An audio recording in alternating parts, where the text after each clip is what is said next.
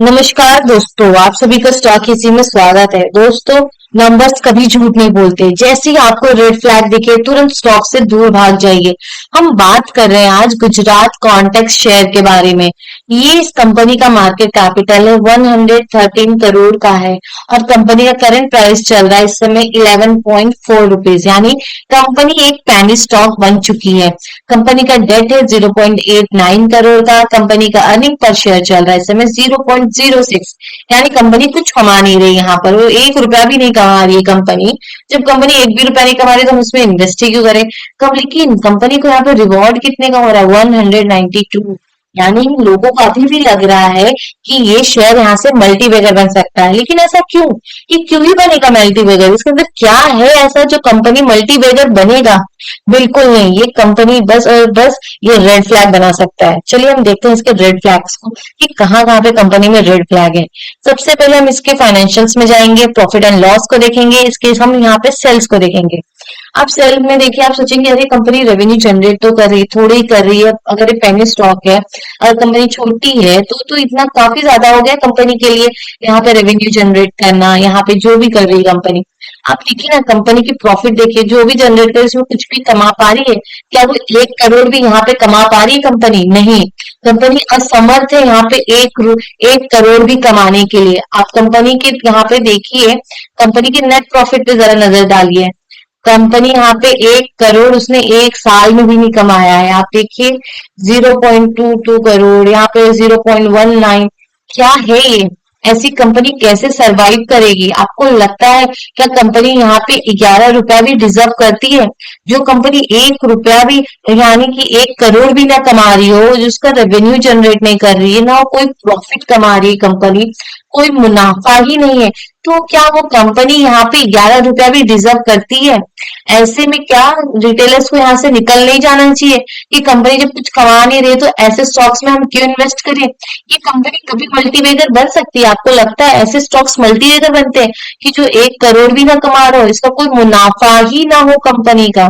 Company जब कुछ भी मुनाफा नहीं कमा रही तो कैसे वो सरवाइव करेगी? कैसे वो ऊपर जाने की सोच भी सकती है? आप सोचिए ना कि एक स्ट्रक्चर बस बना दिया गया, बस चल रहा है, ये यहाँ पे बस ऐसे नंबर्स दिख जा रहे थोड़े बहुत, और यहाँ चार्ट में क्या हो रहा है, यहाँ पे रिटेलर्स ट्रैक में फंसते जा रहे हैं। तो ऐसे स्टॉक से आपको दूर रहना चाहिए। पूरा का पूरा रेड फ्लैग है। आप बोल सकते हैं गुजरात कॉन्टेक्स्ट रेड फ्लैग, क्योंकि कंपनी में कुछ है ही नहीं, पूरा बस डिब्बा है, बस एक स्ट्रक्चर बना के छोड़ दिया गया है। ऐसे ट्रैक में हमेशा रिटेलर्स फंस जाते हैं। कंपनी के पास कुछ रिजर्व भी नहीं है, 1 भी रुपए का रिजर्व नहीं कंपनी के पास। मतलब क्या है, कंपनी में कुछ भी नहीं है, कंपनी के पास कुछ है ही नहीं। आप देखिए ना, कुछ भी नहीं है कंपनी के पास। आप क्यों इन्वेस्ट करेंगे ऐसे स्टॉक्स में जब कंपनी के पास कुछ भी ना हो? आप देखिए कंपनी की जो डेटर डेज हैं, उनको कितने दिन में पैसा मिल रहा है? उनको 106 दिन में पैसा मिल रहा है, लेकिन उनको देना 87 डेज में है। कंपनी कहाँ से पैसा लाएगी? इससे क्या होगा, इनका वर्किंग कैपिटल जो है वो फंस जाएगा। जो इनका वर्किंग कैपिटल, इनके जो पैसे हैं वो फंस जाएंगे। इससे मैनेजमेंट का क्या दिख रहा है कि कंपनी में मैनेजमेंट कोई काम ही नहीं कर रहा है, यहाँ पर उसको कुछ लेना देना नहीं है। अब देखिए तो साफ साफ नहीं लग रहा है रिटेलर्स भाग गए, यहाँ पे प्रमोटर्स भाग गए। दिख नहीं रहा आपको सिंपल से कि प्रमोटर्स किसको स्टॉक चिपका के भाग गए? पब्लिक को। जिसे हमेशा हुआ है वैसे इस बार भी हो गया, प्रमोटर्स ने सेल कर दिया पब्लिक को। इन फ्यूचर देखना कि ये भी जो 11% वो भी पब्लिक खरीद लेगी फट से। नहीं खरीदना है ऐसे स्टॉक को, दूर भागिए, तुरंत देख के भागिए। भाई ये कंपनी तो कुछ कर ही नहीं है, हम क्यों खरीदे ऐसे स्टॉक्स को?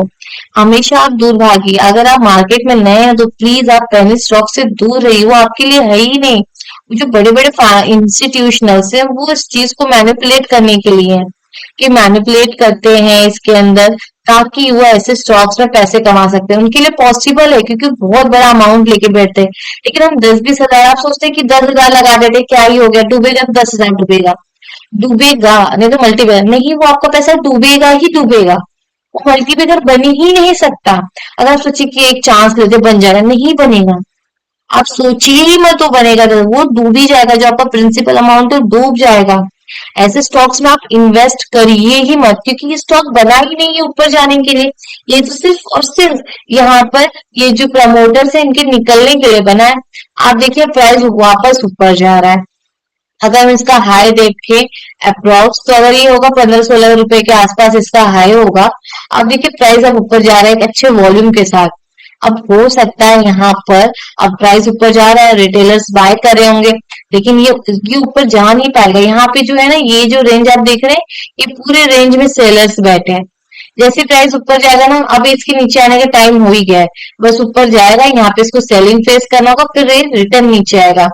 अब देखिए इधर वॉल्यूम नहीं है, ये जो सेक्शन में वॉल्यूम नहीं है, ये ऐसे ऊपर जा रहा है।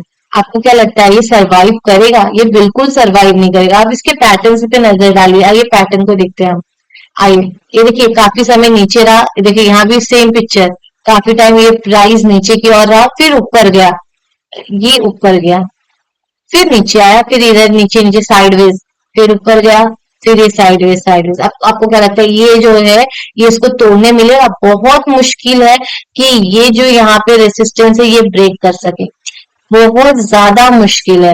अब देखिए इसके फाइनेंस देखिए, फंडामेंटल्स में तो इसके कुछ भी नहीं है। अगर टेक्निकली बोले तो टेक्निकली हो सकता है कोई बहुत बड़े बड़े अमाउंट फाइनेंस यहाँ पे इंस्टीट्यूशनल्स हो जो इस चीज को यहाँ पर चला रहे हो, लेकिन अगर आप फंडामेंटल देखें तो स्टॉक चलने लायक बिल्कुल भी नहीं है। इसके फंड के अंदर से पूरी तरह से जो शेयर है ना, पूरी तरह से अंदर खोखला है। कंपनी के पास कुछ भी नहीं है, कुछ भी नहीं, बस एक स्ट्रक्चर बना के रख दिया गया है। तो ऐसे स्टॉक से आप दूर हैं। अगर आप इसमें इन्वेस्टेड भी हैं, आपको मौका जैसे मिले आप तुरंत निकल जाइए, क्योंकि स्टॉक आपके लिए बना ही नहीं है। ऐसे पेनी स्टॉक्स में आपको इन्वेस्ट बिल्कुल नहीं करना है। ऐसे स्टॉक्स को आप इग्नोर करिए। ऐसे स्टॉक्स आपके पैसे लेके डूब जाएंगे, आपके प्रिंसिपल अमाउंट आपको नहीं मिलेंगे। उसके लिए आप अच्छे स्टॉक्स में इन्वेस्ट करें जो आपके 10,000 को 11,000, 12,000, 13,000 बना सके। ऐसे स्टॉक्स को ढूंढिए और उसमें इन्वेस्ट करने का सोचिए।